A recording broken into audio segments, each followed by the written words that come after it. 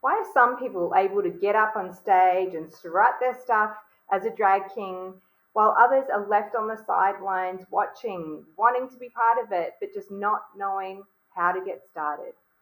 I'm Danica Lani, the King Coach, and I've proudly mentored 102 first time drag kings since December 2020 through the Kings of Joy program. I want to share with you a path for developing your skills in costume, makeup, choreography, and strengthening your drag king persona so that you know exactly what to do next and you don't have to do it alone. Let's make this fun, hey? Once your drag king persona gets clearer, you'll start experiencing more confidence and you'll have the balls to make your next bold move. A couple of days ago, I sent out an email asking for your top question on becoming a drag king. And I was so heartwarmed by the response. I wanted to make a quick video for you and teach you a little bit about how to deepen your drag king persona. So trying to find a unique self-expression for yourself isn't always as simple as people sometimes make it seem. And it comes with its challenges. That's why I'm going to demystify the process of making your drag king persona come alive on stage. And this is going to save you a lot of time, a lot of confusion, and a lot of frustration. Okay. So when I first started out as a drag king, I had no idea what I was doing. I had little makeup skills. I took my eyeliner, pencil, and drew on the tiniest little mustache. And, I couldn't find clothing, masculine style clothing, because all menswear was too big for me. And I really had no idea what I was doing. And it took me at least 6 years to find a drag king name that I really resonated with, Dario Zibello. And what I've discovered is that it's way more fun developing your drag king persona in community or doing it in a group while in a drag king crew. But before I started collaborating with that guy Steve or in my own drag king crew, I didn't really have the motivation to go out and get gigs or create a new performance or new routines. But after being part of a drag king group, being hooking into the community, I got inspired to work on an idea that I had had forever. And I also gained friendship, romance, and community, something that had been missing for me ever since I'd moved cities to Sydney, Australia. So this process was completely unexpected, but it worked really well. And that opened the door to doing more gigs and such as Heaps Gay, Sydney Kings, the Drag Kings, as well as I've done short films, photo shoots, community ad campaigns, and of course, the Sydney Gay and Lesbian Mardi Gras parade floats. So imagine if you were able to take your drag king persona to the next level with ease and without life getting in the way, and your job being such an interruption to your drag king pursuits. Without having a performance to work towards, though, nothing gets done. This is such a common struggle among emerging drag kings. And this isn't just my experience. I've got a really powerful story to share with you about Maxed Out. So when Maxed Out first came to Kings of Joy, they had no performance experience. They weren't a performer. They'd never had any desire to be on stage or to dance. In fact, they had a phobia of dancing. But after starting Kings of Joy in April 2021, they wanted to continue. And they did. So 2 Kings of Joy All Stars programs later, they eventually finally did their debut solo. And it was the iconic routine of Tom Holland's umbrella. It was a dream of theirs to be able to do that routine, and they nailed it. They said they would never have done that. So after participating in Kings of Joy, they've gotten a lot of confidence and have been able to express their gender in diverse ways for themselves. In their words, they've met amazing people and they've had a ball. So there are essentially 4 steps to achieving this transformation. Step 1 is create your drag king persona. Step 2 is crafting your signature look. So makeup, costume, binding and packing, oh my. Step 3 is performance essentials. So think lip syncing, stage presence, choreography, energy is the currency of performance. And step 4, the business of being a drag king. So getting gigs, kicking goals, and building an online presence. In this video, I wanted to dive deep into creating your drag king persona so that you can immediately boost your confidence in leaning into your masculine. So more importantly, however, this will open you up to learning the other steps so that you can finally become the best drag king you can be. So here's how I coach about becoming a drag king, and different people coach in different ways, but I coach the distinction between character versus persona. So I'm going to coach you to create a persona. When we study acting, there's lots of different acting methods, but some of them include creating a character that's outside of you and then stepping into it, kind of like zipping up a jumpsuit and putting on someone else's skin and becoming that person. So I coach people to create, I'm going to coach you to create a persona. A persona comes from within. It's part of you. It is you. It's a larger than life version of you as you lean into your masculine self. So think about people like Beyonce. Beyonce created a persona called Sasha Fierce at the beginning, and that persona allowed her to express herself in ways that she wouldn't normally in her everyday life on stage. The other thing that creating a persona does is that it helps us avoid doing anything racially problematic. We want to draw on your own cultural heritage as a drag king and don't do any cultural appropriation in any way of degrading other people's cultures. So this is really coaching for white people, other white people. I see you. Hi. We often don't see race. We're often blind to it. So this way, if you draw on your own rich cultural heritage, then this will mean that you won't do anything racially problematic on stage. There are not many rules in being a drag king, and I've identified 2 rules. Rule number 1, don't do anything racially problematic on stage, as I just said. And rule number 2, you can have a dick, just don't be a dick. So we don't want to see any representations of toxic masculinity on stage because we kind of get enough of that in our real lives. That's my theory. So we don't do that either. So one of the ways that you can dive deeper into your drag king persona is to think about archetypes. Archetypes have been handed down to us from our ancestry and storytelling, things that resonate with human beings. And this is just a few archetypes. There are many, many more, okay? But here's a place to get started. Think about the dapper gentleman. Do you want to be a dapper gentleman? Think elegance, refinement, sophistication. Number 2, you could be the rebel rock star. So edgy, bold, and charismatic. Do you want to lean into the athletic warrior, draw on a mix of athleticism, strength, or warrior spirit? 4, you could look at being a wise sage. This is a mystical embodiment of wisdom and knowledge. This is often where spiritual teachers, gurus sit, or academia for the knowledge, or wizardry even. Category number 5, I like to call the gentle giant. This is the big-hearted, kind, and source of comfort for other people.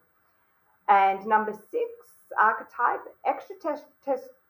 extraterrestrial, say that 5 times fast, explorer.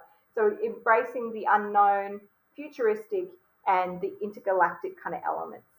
So have some fun thinking about those archetypes and which archetype you might want to draw on for your drag king persona. Another place where people often get stopped is your drag king name. If you already have come up with a drag king name, do you resonate with your name? It's okay to change your name. Okay, I did. If you haven't started with a name, here are some tips on how to create some drag king names. Now I'm going to use examples from the Kings of Joy community. Okay, these are names that have already been invented, they're already taken. Okay, but they're examples to give you a demonstration. So firstly, punny.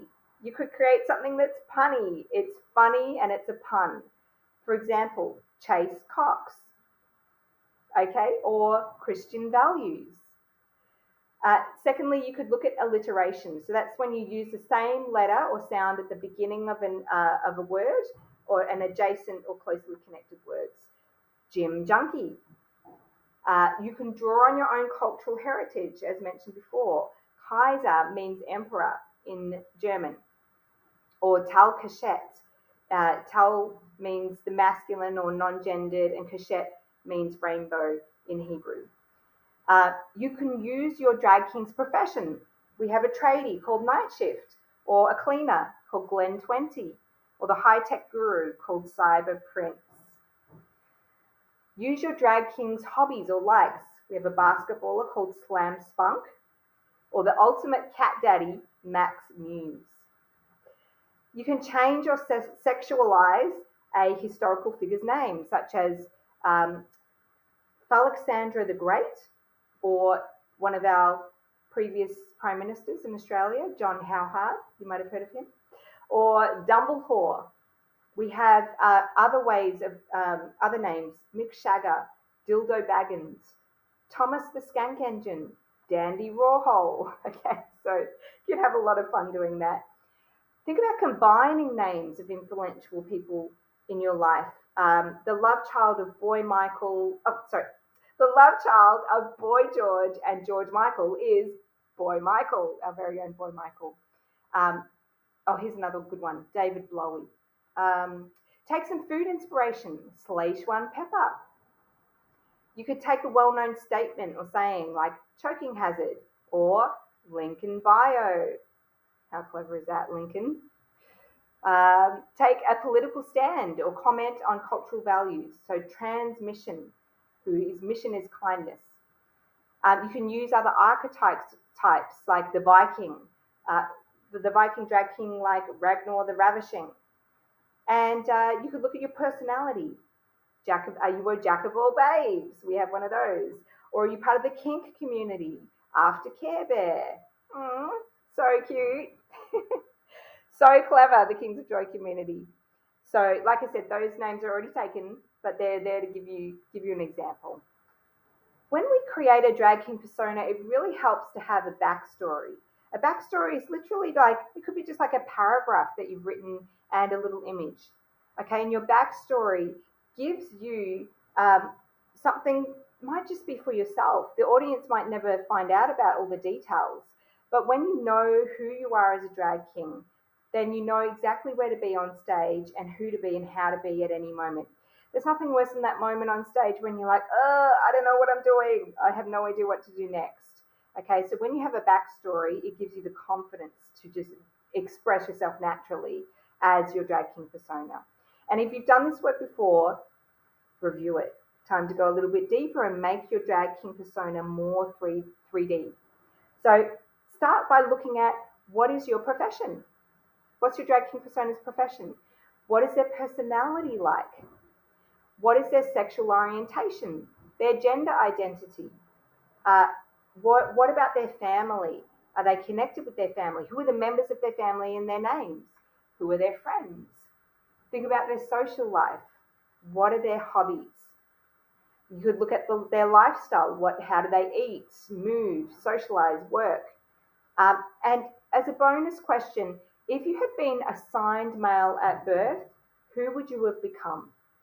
Now, if you were already assigned male at birth, who would you have become on that, cisgendered pathway? Who might you have become then? And lastly, as a bonus, I invite you to go out and study male movement. You could be on the train, you could be in the gym, but start studying how men embody their bodies, how they move, and do they lead with their chin? Do they lead with their shoulders or their chest? How do they move? Okay, so I want you to imagine for a second what it would feel like to have confidence as your drag king persona and to come alive on stage. Think about that. What would your experience be? What kind of impact would that have on your life off the stage, in your relationships? So imagine that this is your experience. Every week you're gathering with your drag king buddies and you fall about laughing every time. Your drag king persona takes to the stage and the crowd just goes off. They are hooping and hollowing throughout the whole show. You even get a standing ovation. You start getting gigs to perform in shows around town. Your Insta following or TikTok following is growing and people love your drag king persona. This is so much fun. Then, as your confidence and experience grows, maybe you get your first solo gig or a gig, that dream gig that you've always wanted. People come up to you at queer events and they let you know how much they love your drag king persona. Getting from not knowing what to do next to being confident in your drag king persona is absolutely possible for you.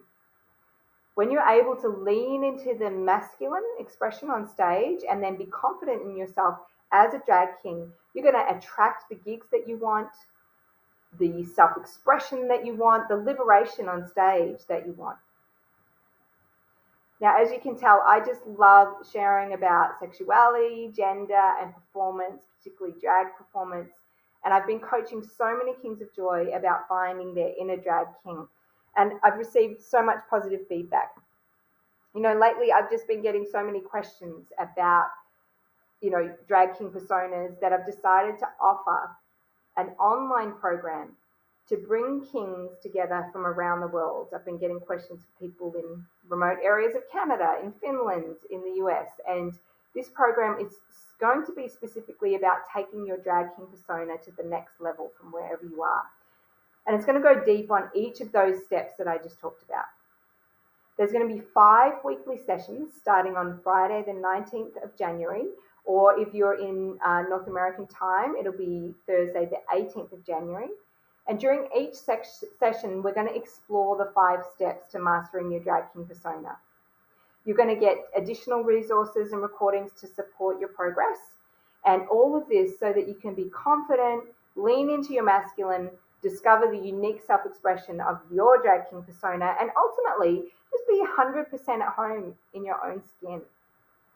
Now, one important note, you do not have to do this alone.